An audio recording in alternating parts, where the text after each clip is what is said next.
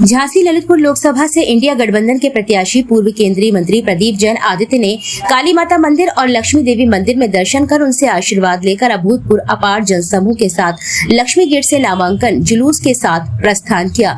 1 kilometre लंबा जुलूस और प्रदीप जैन जिंदाबाद के गगन चुंबी नारों के साथ सैकड़ों की तादाद में महिलाओं ने भी इस जुलूस में भागीदारी की। जुलूस जहाँ से भी निकला, लोगों ने प्रदीप जैन आदित्य पर फूल बरसाए और गले में फूल मालाएं डाली और प्रदीप जैन जिंदाबाद के नारे लगाए। चंद्रपाल सिंह यादव, ब्रजेंद्र व्यास, राहुल रिछारिया, सत्येंद्र पाल सिंह, योगेंद्र सिंह पारिछा, अरशद खान, मनोज गुप्ता, गयादीन कुशवाहा, अरविंद वशिष्ठ, ब्रजेंद्र सिंह, अर्चना गुप्ता, तनवीर आलम भी जोश खरोश के साथ कंधे से कंधा और कदम से कदम मिलाकर चलते रहे। प्रदीप जैन ने भावनात्मक होते हुए कहा कि जहां से हम गुजर रहे हैं यहाँ पर हमारा बचपन बीता है, यहाँ हमने उम्र गुजारी है। इस शहर के लोगों के बीच हमने सुख दुख की बातें की हैं, आपस में दुख सुख बांटे हैं। वही लोग आज हमारे साथ हैं। कोई हमारे पिता समान है तो कोई हमें छोटा या बड़े भाई की तरह मानता है। झांसी का बच्चा बच्चा प्रदीप जैन को जानता है, क्योंकि प्रदीप जैन झांसी की गलियों में सदा घूमता रहा है। प्रदीप जैन को कार की जरूरत नहीं है। प्रदीप तो स्कूटर, मोटरसाइकिल किसी पर भी बैठकर चल देने वाला साधारण मानस है। झांसी में हमने जन्म लिया, लेकिन ललितपुर क्षेत्र भी हमारा कार्य क्षेत्र रहा है।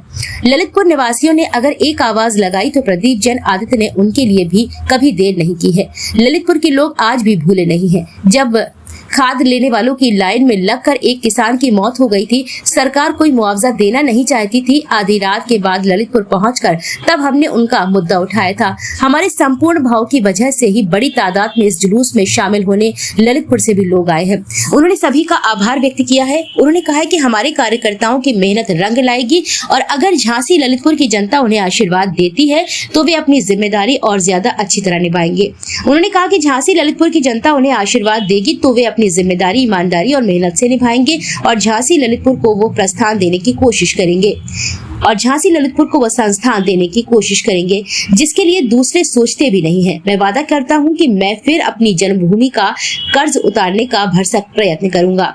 इस नॉमिनेशन जुलूस में इम्तियाज हुसैन, अनिल भट्टा, कन्हैया कपूर, हेमंत रावत, पिंकी जैन, अनिल रिछारिया, अरविंद बबलू, विवेक वाजपेयी, बलवान सिंह, भरत राय, मोहम्मद राशिद, नीता अग्रवाल, सरला भदौरिया, शंभू सेन, चंद्रशेखर तिवारी, देवी सिंह कुशवाहा, राम कुमार शुक्ला, राजेंद्र शर्मा, राकेश रजक, नवनीत किलेदार, हबीबुर रहमान चंदा, आशिया सिद्दीकी, अफजाल हुसैन, इरफान खान, राशि साहू, पार्वती देवी, प्रीति श्रीवास, आशिया सिद्दीकी, राजेंद्र राय, जगमोहन मिश्रा, राजेंद्र रेजा, सीताराम यादव, राम स्वरूप जाटव, वीरेंद्र कुमार झा, गौरव कंचन, आबिदा खान, आरिफ सलीम, अजय जैन, अखलाक मकरानी, अमीर चंद, गिरजा शंकर राय, हाफिज शाहनवाज, हाजी नूर उद्दीन, हरवंश लाल, हैदर अली, इद्रीस खान, इंदिरा रायकवार, मेवालाल भंडारिया, किरण साहू, किश्वर जहां, सिटी लिटोरिया, मंसूर अली, रईस काजी, महमूद बिश्ती, मुन्नी कनौजिया, प्रदीप गुर्जर, प्रताप रायकवार, आतिफ इमरोज, कमर राजा, राशिद मंसूरी, रशीद अंसारी, रशीद कुरैशी, राजेंद्र, राजेश रानी, संजीव चौरसिया, शहनाज, विनय उपाध्याय, नेहा शर्मा, फरीदा, हिना, गुड्डो, नजमा, शाहीन, शहजादी, कल्पना शर्मा और मजहर अली के साथ हजारों की संख्या में कार्यकर्ता शामिल रहे। क्या दावे हैं नामांकन के बाद? ले लो, फिर हम बोल देंगे। अरे आप ले लो, पहले ले लो। अरे बोलो पीछे करो जरा। हमारे वही मुद्दे हैं जो आम जनता के मुद्दे हैं। आप देख रहे होंगे कि मेरे हाथों में वो पवित्र ग्रंथ है, जिस ग्रंथ की रक्षा के लिए राहुल गांधी ने पूरे देश के अंदर यात्रा की। अखिलेश जी ने ललकार के कहा कि कोई इसको छू भी नहीं सकता। भारत का संविधान जो बाबा साहब भीमराव अंबेडकर ने लिखा था। आज 400 के पार सीटों की बात कर रहे हैं। उनके मुख्यमंत्री कहते हैं कि 4000 सीटें लाएंगे, सब कुछ लूट लो आप। लेकिन बाबा साहब भीमराव अंबेडकर के संविधान को हम लोग बदलने नहीं देंगे। हम आज बुंदेलखंड के अंदर देखते हैं संवैधानिक जो अधिकार मिले हैं। लोगों से कहा जाता है कि इंडस्ट्रियल ग्रोथ सेंटर बना, इसमें फैक्ट्री लगेगी, नहीं लगी। डिफेंस कॉरिडोर के अंदर घास फूस खड़ी है, सालें हो गई। हर साल एक जुमला चलता है, एयरपोर्ट में भूमाफियाओं की जमीन बढ़ाने के लिए हर बार एयरपोर्ट की जमीन बदल जाती है। 2013-14 में हमने जमीन फाइनल करा दी थी, लेकिन हर बार लाभ पहुंचाने के लिए कभी यहाँ एयरपोर्ट बनेगा, कहीं यहाँ एयरपोर्ट बनेगा, विकास नहीं हुआ। विकास सांसद जी का खुद का हुआ, उन्होंने खुद इसको स्वीकारा है कि हमारी पूंजी 80 करोड़ रुपए बची। आज गरीब जनता की पूंजी कितनी बनी, इतने सारे लोग बने, चाहे वो वकील हो, चाहे डॉक्टर हो, इंजीनियर हो, छोटा दुकानदार हो, सब कर्जे में है। ऐसे समय में ये बड़े हो रहे हैं और जनता छोटी हो रही। आज बुंदेलखंड के अंदर इन्होंने 2 गांव गोद लिए थे, प्रधानमंत्री के नाम पे चुनाव लड़ रहे, तो क्या प्रधानमंत्री 2 गांव का विकास नहीं कर सकते? BHEL के पीछे शर्मा गांव के लोग क्यों कह रहे हैं कि यहाँ घोषणा मना है? तालबेट के पास के गांव के लोग पानी के लिए क्यों तरस रहे? ये जो तड़प है, ये जो लोगों के अंदर बेचैनी है, ये इस बात का प्रतीक है कि वर्तमान में लोग परिवर्तन चाहते हैं। लोग चाहते हैं जो उनके सुख दुख में 24 घंटे साथ रहे, हम उसे चुने। क्या एक ड्राइवर का बेटा दूसरी बार सांसद नहीं बन सकता? ड्राइवरों के लिए आपने काला कानून बना दिया था।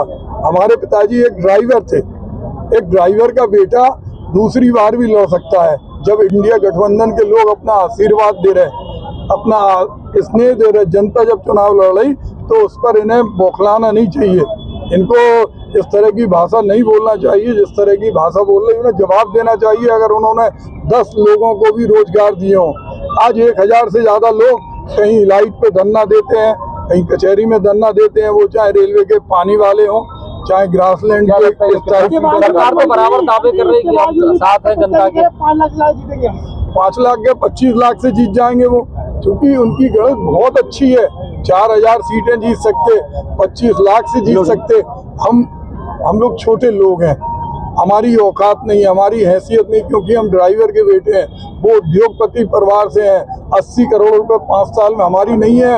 हो सकता उनके पास कोई जादुई चिराग हो, लेकिन मैं ये मानता हूँ कि हम लोगों का संघर्ष जीत और हार से ऊपर है। गठबंधन पे लगातार तुष्टीकरण के आरोप कर रहे हो, कांग्रेस को मुस्लिम लीग जैसा बताया जा रहा है। कांग्रेस के ऊपर कभी, आज भी हमने माँ काली के मंदिर से जुलूस निकाला, हम लोग हमेशा निकालते थे।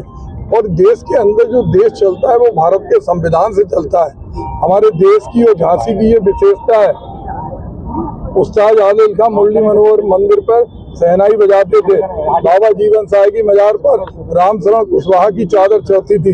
जब प्लाज्मा की आवश्यकता पड़ी कोरोना में, तो अगर कोई हिंदू भाई को जरूरत हुई तो हमारे मुसलमान ने उसको प्लाज्मा दिया। किसी मुस्लिम भाई को जरूरत हुई तो हिंदू भाई ने अपना खून दिया। ये गंगा जमनी तहजीब इस मुल्क की पहचान है, तुष्टीकरण नहीं है। सबको बराबर से हक है। आज इनका जरूर एक उद्देश्य है कि पैसे वालों को छोड़कर गरीब गुरबा को मार डालो। संत रविदास की प्रतिमा पर हम पे मुकदमा लगा दिया, दर्जनों धाराएं लगा दी, कोई बात नहीं। उन अहिरवार समाज के गरीब लोगों पे उन पे मुकदमे क्यों लगे? 70 लोग परेशान होकर घूमते हैं कि हमें पुलिस तलाश रही, हमें पकड़ना चाहती है। प्रेमनगर क्षेत्र में साहू समाज के ऊपर जब एक उनका व्यक्ति मर गया, उस समय मुकदमा लगा, हम पे लगा दो भाई। हम जनता के सेवक हैं, इस माटी के ऋणी हैं। जिस माटी ने, जिसके पास न जाति बल था, न धन बल था, न बाहुबल था, 3 बार चुनाव जिताया। हम तो मरते दम तक इस माटी के लिए मुकदमे भी सहन करेंगे, लेकिन जनता के साथ रहेंगे। लेकिन उन गरीब साहुओं का क्या दोष है जिनके ऊपर आज भी वो परेशान है, जिन पर थाने लूटने का मुकदमा लगा दिया, वर्दी छीन के आभूषण लूट लिए, रोजनामचा जला दिया, जीप जला दी, CCTV फुटेज में कुछ नहीं मिला। तो आज जिस तरह का माहौल है, उस माहौल में लोग स्थानीय लेवल पे ये देखना चाहते हैं कि ये देश का चुनाव नहीं है, ये तो उन लोगों का है। हमारे सांसद जी जो पूरे दुनिया के अंदर आज झांसी का नाम गौरवान्वित कर रहे हैं, ये भी 5 साल सांसद रहे, कितनी योजनाएं लाए, हम भी 5 साल रहे, खुली किताब है। गुजरात और मध्य प्रदेश में चुनाव हो गया है, क्या आपको अपना पर्चा कैंसिल का डर लगता है? बिल्कुल नहीं लग रहा है, क्योंकि जनता का जो स्नेह है और जो ताकत है, पर्चा भी कैंसिल नहीं होगा ईश्वर की कृपा से, और चुनाव भी गठबंधन परिवार जीतेगा। बिल्कुल नहीं होगी, मुझे ऐसा नहीं लगता है। बिल्कुल नहीं, हमने कहा कि ये जनता की आवाज है और जनता में जो आक्रोश है वो आक्रोश आज सड़क पर उभर करके आया है। और मैं समझता हूं कि ये आक्रोश लोगों को दिन प्रतिदिन बढ़ता जा रहा है और 20 मई को ये निश्चित रूप से वोट में परिवर्तित होगा और भारी मतदान होगा और भारी वोटों से भाई प्रदीप जैन जी इंडिया गठबंधन के प्रत्याशी जीतेंगे। यूपी में दावा है 80 में 80 वो जीतेंगे और आपके नेता का दावा है कि 80 में 79 आपकी जीतेंगे। दावा किसका समझ? देखिए एक बात बता कि जो 80 कहने वाले लोग हैं, आप वो तो 4000 सीटें पा रहे हैं।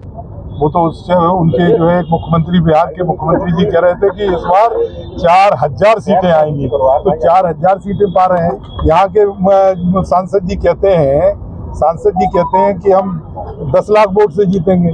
उनने कैसे जोड़ लिया? 6 लाख उनको मिले थे पिछले बार, 4.5 लाख हमारे चुरा लिए। जो हमें मिले थे 4.5 लाख वो चुरा ले गए। ईवीएम पे जो सवाल उठ रहा है अच्छी है, नहीं इनकी गलत अच्छी है। हम जो चाहते हैं कि उस गलत में और इसमें रहे। ईवीएम पे जो सवाल उठ रहा है कि आप उसका असेसमेंट बता रहे हैं? नहीं, ईवीएम के सवाल पे नहीं, हमारे 4.5 लाख वोट जिन्हें मिले थे उन्हीं को चुरा ले गए वे। 4 लाख वोट तो हमारे चोरी हो गए। उनको 2 दिन पहले केशव मौर्य ने ये कहा है कि समाजवादी पार्टी माफियाओं के साथ रहती है और अखिलेश यादव माफियाओं की कब्र में फातियां पड़ने जाते हैं। क्या कहेंगे? ये उन लोगों का अहंकार बोल रहा है। समाजवादी पार्टी ने जिस तरीके से उत्तर प्रदेश का विकास किया, उत्तर प्रदेश के गरीब कमजोर लोगों की मदद की, मैं समझता हूँ कि इतिहास में कभी हुआ नहीं। और इसके बाद जो पिछले 5 साल गुजरे और अगले ये 2.5 साल गुजरे, इनमें उत्तर प्रदेश में कोई विकास का काम नहीं हुआ। जो लोग बोलते हैं समाजवादी पार्टी के बारे में, उनको देखिए कि वो भूमाफिया हैं, वो जो है जमीनों पे कब्जे करते हैं, अवैध खनन करते हैं, जबरदस्ती ठेका लेते हैं, लोगों के खिलाफ फर्जी मुकदमे लिखाते हैं।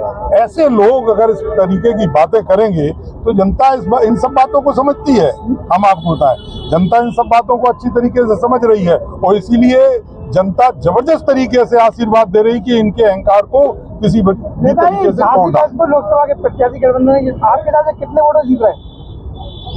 भाई प्रदीप जैन जी भारी मतों से जीतेंगे। हमारे पास गिनती नहीं है, नाम गिनती बता सकते। बुंदेलखंड को लेकर क्या दावा है? बुंदेलखंड पूरा देखते रहे हैं, बुंदेलखंड को लेकर क्या दावा है? कितनी सीटें आने वाली?